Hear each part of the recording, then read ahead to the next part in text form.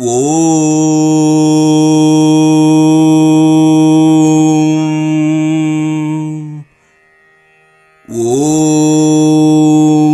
త్రయంబకం యజామహే సుగంధిం పుష్టివర్ధనం ఉర్వారుకమివ బంధనాన్ మృత్యోర్ముక్షీయమామృతాత్.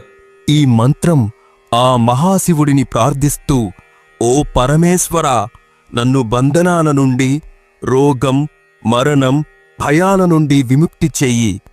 కాని నన్ను నీ దైవిక శాశ్వత కృప నుండి దూరం చేయకు అని ప్రతిరోజు ప్రార్థిస్తే ఆయన మనల్ని ఎప్పటికీ కాపాడుతుంటాడు. ఇది మృత్యుంజయ మంత్రం. ప్రతిరోజు పఠించండి. అంతా శుభాలు జరుగుతాయి.